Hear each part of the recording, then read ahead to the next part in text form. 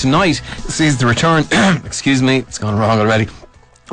Sees the return of The Secret Millionaire to RTE. The show involves placing a millionaire undercover in an underdeveloped community where they can give away tens of thousands of euro to charities and other good causes of their choice. Jim Breen is a highly successful global tech entrepreneur, originally from Galway, and he is tonight's Secret Millionaire on that show. Jim, good morning. How are you today? Good morning, Tom. Doing great. Whatever happened there, I've recovered from it. I'm all right. Have to ask you the hard question. How did you get rich, Jim? Got very lucky. 1999, set up a company called Pulse Learning in Tralee, County Kerry.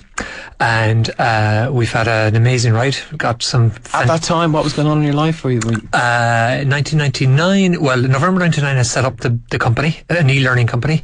October 1999, I went on the internet for the first ever time.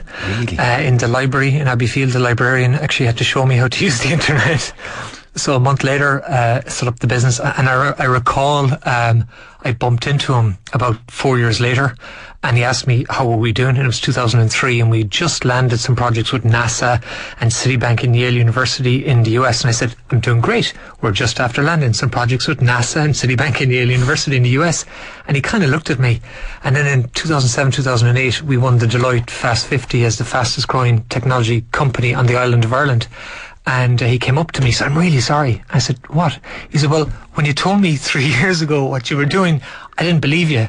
I thought you were full of crap. Really? And I'm really sorry. I said, well, that's fine. I didn't actually know you were telling people I was full of crap. So in your lifetime, you've seen your income go from normal everyday to money being no issue to you?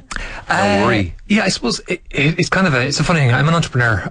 So what it's about really, you genuinely don't you don't think about the money as much as you think about doing stuff and getting stuff done. And it is a little bit like, maybe not entirely, but there's a lot of similarities with, you do well and then you double down, you try and do better. Yeah. And, you're always just a shade away from failure. That's what success is.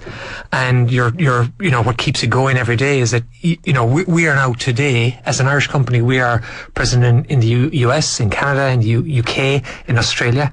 And to be winning in all of those markets means you got to be working really, really hard, and it means that you got to accept that you don't win all the time. Okay. So it's kind of it's not really about sort of the cash count. It's about where you are. Right. And I suppose maybe with many entrepreneurs, you don't necessarily have a rear view mirror. You don't look at the past. It's part of maybe our psychosis.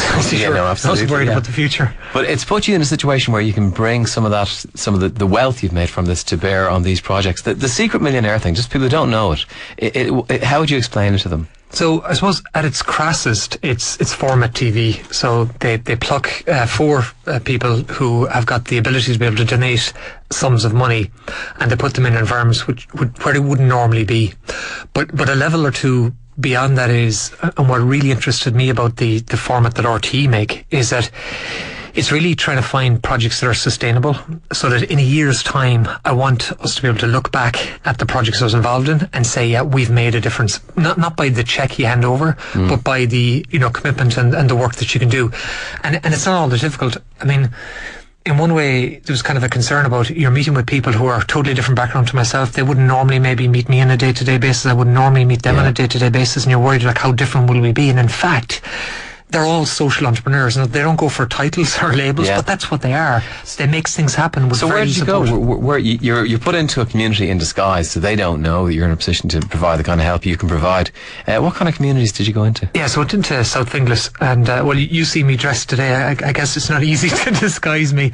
I know maybe just the suit and tie doesn't get worn, and you get into an environment in South Finglas where you're looking at projects like one was a family, an amazing family where 5 kids, 2 of them have got disabilities, not a huge amount of money, but the amount of love in that environment is just incredible. I mean, I don't know what it was like when you were 14, but when I was 14, if somebody asked me what do I think of my sister, the response that I wouldn't have given was the response I got from Sam, which was, we quarrel, but I really love her. I mean, 14-year-old kid being able to say that and do that.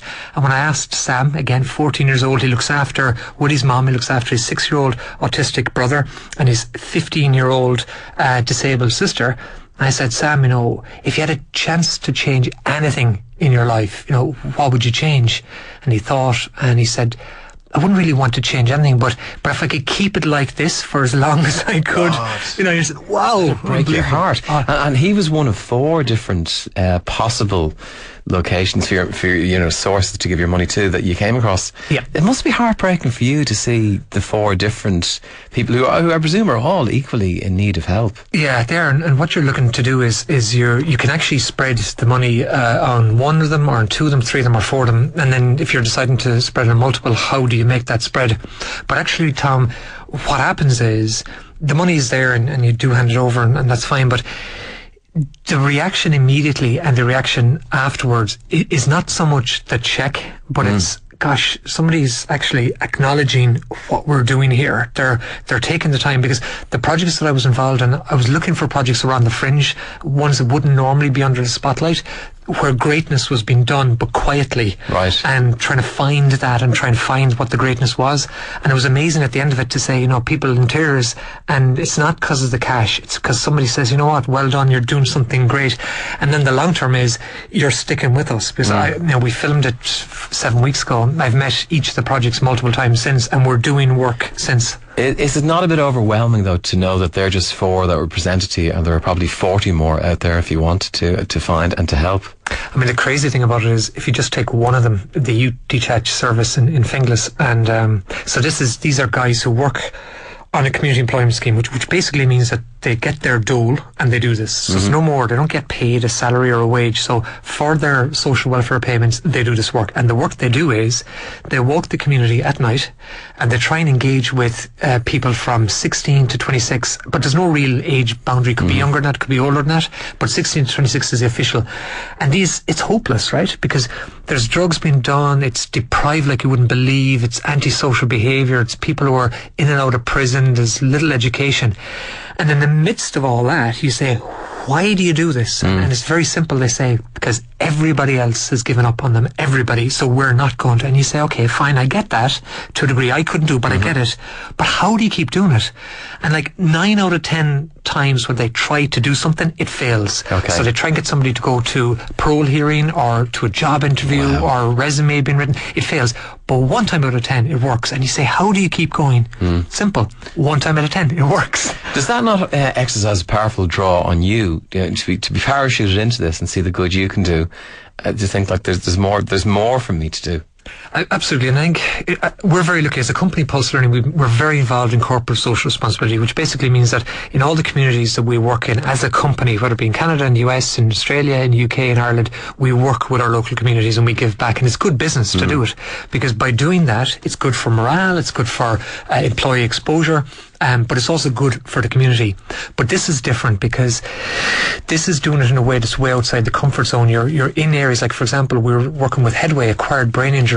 We're working with Suicide Awareness Dublin 15, and this week or today is International Suicide Awareness Day or Suicide Prevention Day, and you're dealing with stories which are just incredible. Even on that, just finally, is there not? You mentioned reality TV. Is there not a small element of it being a little bit voyeuristic, that you go in and you see people in such enormous needs, and then you present a check to them, and it's almost toying with their emotions a bit? It could be, and that was the real worry. There's 2 things. First of all, the title is awful. The Secret Millionaire. God, it's such an incredible title. But what was great for us in the episode I was working on, and great for the series, is the director we had was a guy called Gary Keane. Yeah. And he's really, really sensitive director, and what he shows is, as a result, okay, it is TV, but it's done in a very sensitive way, and you're just trying to make sure that people are listened to rather than people are spoken to, and things like that make the difference. So important. Jim, thank you very much. That is on RTE tonight. Listeners, you can tune into it on RTE, The Secret Millionaire,